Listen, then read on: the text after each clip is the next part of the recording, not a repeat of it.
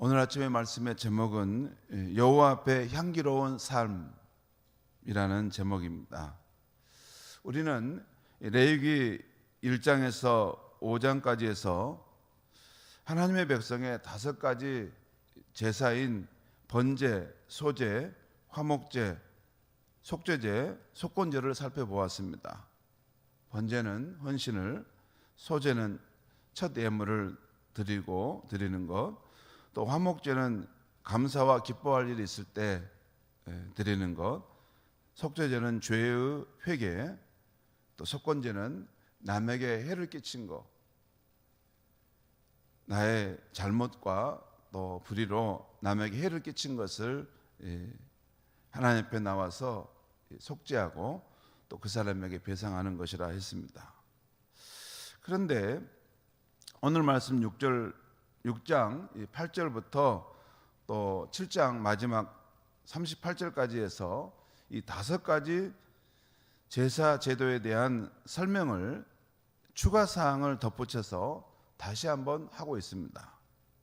오늘 아침은 번제와 소제에 대한 추가적인 규정을 말씀하고 있습니다. 먼저 번제 제사에 대한 규정을 아론과 그 자손들에게 명령하고 있는데요, 8절에서 13절까지 나옵니다. 우리가 알다시피 번제의 경우는 소나 양, 염소, 그리고 비둘기를 제물로 드리는 것인데 그 제물을 하나도 남김없이 온전히 불살라 드린다는 것이에요. 삶 자체를 하나님 앞에 헌신으로 드린다는 의미입니다.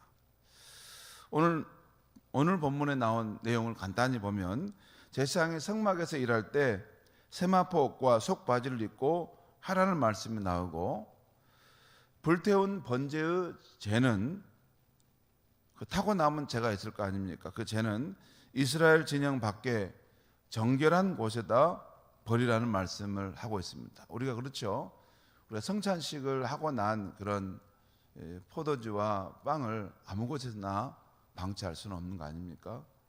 또 이런 것들을 이렇게 정결한 것이기 때문에 특별하게 그것을 거룩하게 다루라는 것입니다.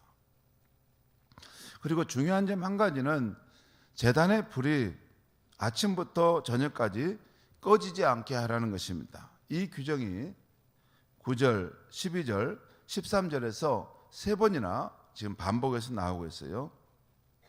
12절, 13절 말씀을 제가 한번 읽겠습니다. 12절, 13절 말씀.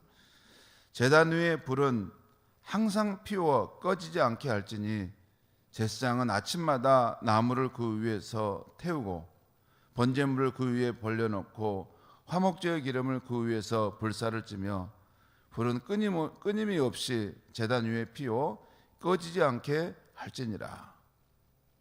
제단 위의 불은 항상 피워서 불타올라서 꺼지지 않게 하라는 것입니다. 성도 여러분, 제사장이 꺼지지 않도록 해야 할 이 제단의 불이란 무엇을 말할까요? 신약 시대 우리 성도의 경우에는 무엇을 의미할까요? 보이지 않지만 어디든 임재하시는 하나님의 영을 의식하고 살아가는 우리의 마음입니다. 또는 언제 어디서든 성령 하나님의 신적인 불을 간직하고 살아가는 우리의 마음입니다. 성령님은 이 신적인 불, 거룩한 불과 같습니다. 떨기나무에 붙었는데 이렇게 계속 타는 그 불을 모세가 보지 않습니까? 여러분, 성령의 임재를 이렇게 깊이 경험하는 사람은 어떤 경우 마음에 뜨거운 불을 받는 것 같은 그런 경험을 합니다. 이것이 한번 붙었는데 이 불이 쉽게 꺼지지 않는 거예요. 이 불이 강하게 타오르든지 또 기세가 약하든지 계속 이 불이 있는 것입니다. 성령을 체험하신 분들의 그런 이야기가 그렇고, 저의 경우도 제가 처음에 성령을 체험할 때 그 불이 임하는 것을 경험할 수 있었고, 그 후에도 그러면 없어져 버리냐? 그렇지 않습니다. 뜨거웠든지 약해지든지 그 차이는 있을 뿐이지 항상 성령 하나님이 저의 삶 속에 함께 하신다, 이 사실은 떠나지 않는 것입니다. 이것은 성령을 체험한 이후에 일어난 사건이죠. 이런 특별한 체험이 아닐지라도 우리 신자들은 성령을 받은 사람들입니다. 그러니까 성령님이 우리 안에 오셔서 역사하시는데 그 성령의 활동이 뜨거울 때가 있고 강하게 임할 때가 있고 또한 약하게 임할 때가 있을 뿐이지 성령의 불은 사라지지 않습니다. 그리고 우리가 이 성령의 불이 이게 우리 안에 더 뜨겁게 이게 타오를 수 있도록 하려면 이 사무엘상 3장에 보면 어린 사무엘이 주의 성전에 머물러 있을 때 하나님의 영, 하나님의 말씀이 그의 마음속에 들려왔다는 것이 나옵니다. 그처럼 우리도 주의 성전을 자주 찾아 기도함으로 이 우리 안에 성령의 불이 계속 타오를 수 있는 것입니다. 또 일상생활에서도 아침이든 저녁이든 주의 말씀을 자주 읽고 또 기도 중에 성령의 도우심과 인도를 구하여 살게 되면 우리 안에 신적인 불이 이렇게 늘 타오르게 됩니다. 하나님 알아가는 성경 읽기를 하는 이유는 그렇습니다. 왜 우리 목사님은 저런 걸 자꾸 하락할까? 그것은 방편입니다. 성경의 말씀을 주의 임재 안에서 이렇게 읽어가는 훈련을 하다 보면 이게 어느 단계 가면 말씀을 펴면 그 말씀 속에서 역사하시는 주님의 임재하심과 또 우리의 영혼을 이렇게 만지시는 그런 손길을 느낄 수 있습니다. 참 기독교 신앙은 신비롭습니다. 분명한 교리가 있고 진리가 있는데 또 그 체험은 각자 개별적입니다. 바라기는 우리 성도님들이 다 예수를 주로 믿고 영접한 성도님들은 성령을 받았는데 우리 안에 그 신적인 불인 성령의 더 깊은 임재와 또 뜨거운 불이 늘 여러분의 마음에 이렇게 타오를 수 있기를 바랍니다. 그게 없으면 안 됩니다. 그게 있어야지 제 유혹을 이기고 자신의 본성을 이길 수 있는 힘이 거기서 나옵니다. 다음은 이 소재 제사에 대한 규정이 14절에서 23절에서 나오고 있는데요. 이 소재라는 것은 곡물을 드리는 제사인데 이 곡물을 통째로 드리지 않고 잘 분쇄한 고운 가루를 제물로 드린다는 것입니다.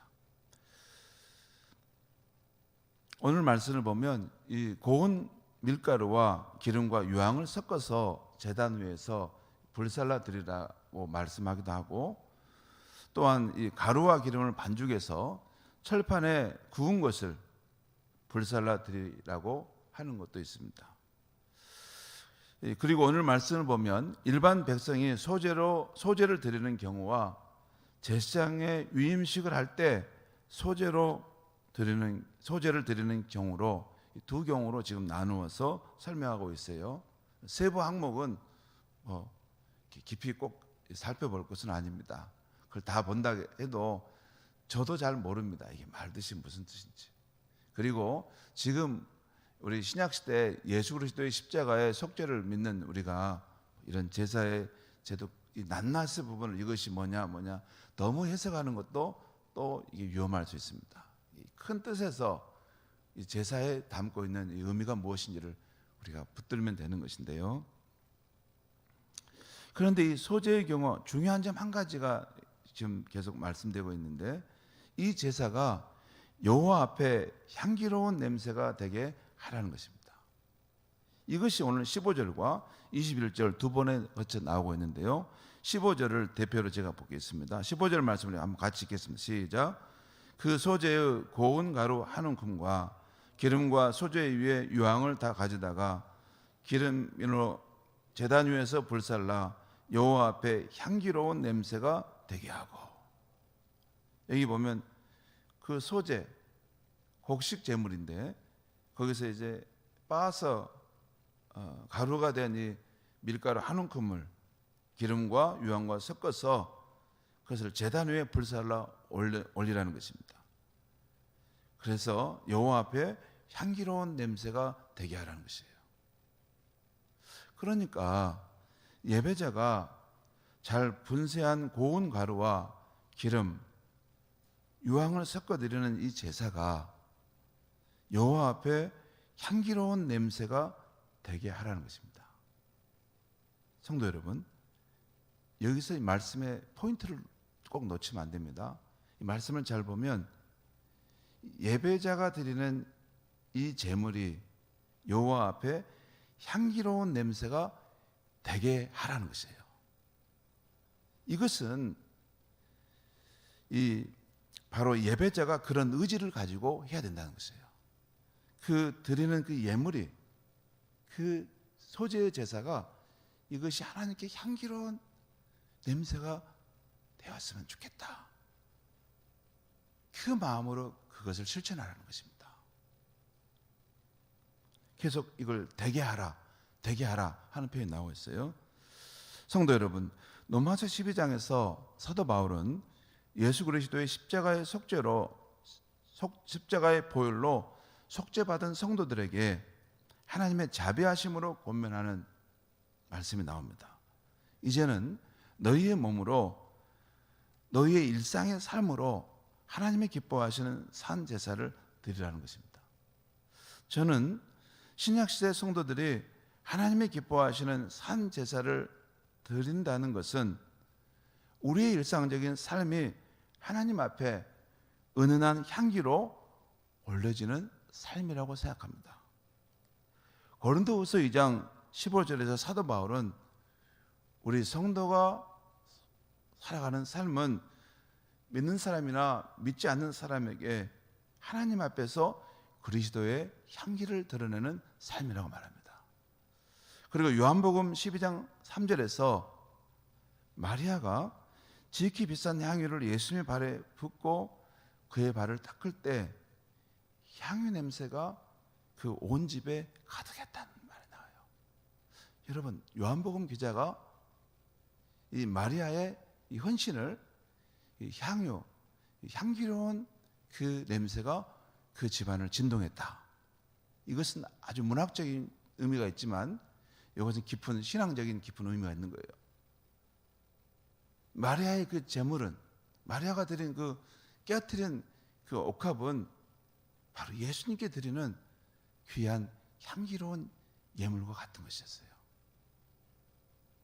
그런데 그것을 예수님께서 기쁨으로 받으셨던 것이죠. 성도 여러분, 우리의 일상적인 삶은 어디서든 어떤 냄새를 드러내는 삶이지 않을 수가 없습니다.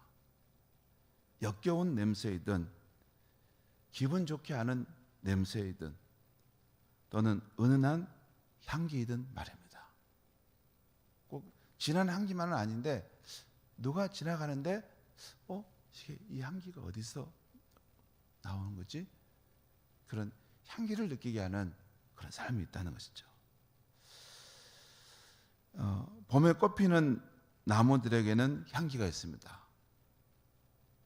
여러분, 지금 매화가 피어 있는데 매화꽃을 지나가면 은은한 향기가 피어납니다. 또 장미꽃에도 이렇게 코를 맡아보면 이게 아주 좋은 향기가 있습니다.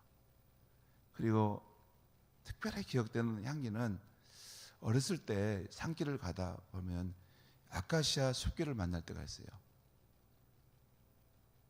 5월의 마지막에 이 아카시아 이 숲길을 지나가면 그 숲 전체는 향기로 진동합니다. 와, 그 향기가 우리 영혼까지 이렇게 미치는 그 향기죠. 여러분, 봄에 꽃피는 이런 나무들의 향기가 있듯이 저와 여러분의 삶에도 향기가 있습니다.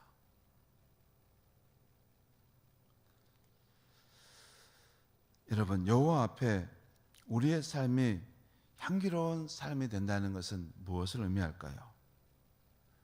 사람을 만날 때 주의 은혜를 아는 성도답게 친절, 배려, 관용, 온유함이 나타나는 삶의 모습입니다.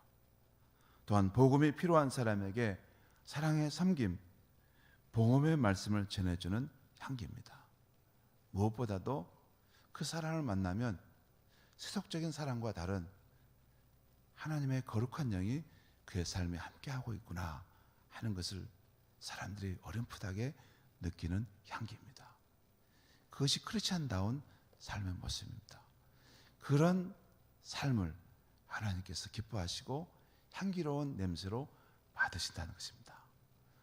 오늘도 저와 여러분의 삶이 이 신적인 불인 성령을 우리 마음속에 모시고 살아가고, 또 우리가 누구를 만나든지 그 예수님의 그 사랑, 그 은혜를 아는 그 성도답게 그런 친절과 배려와 관용과 또 용서, 온유함, 또 정말 복음의 진리를 아는 자다운 그런 거룩한 삶의 모습이 드러날 수 있기를 주의 이름으로 축원합니다. 기도하겠습니다. 하나님 아버지, 오늘 아침에도 우리가 주의 말씀을 듣고 갑니다.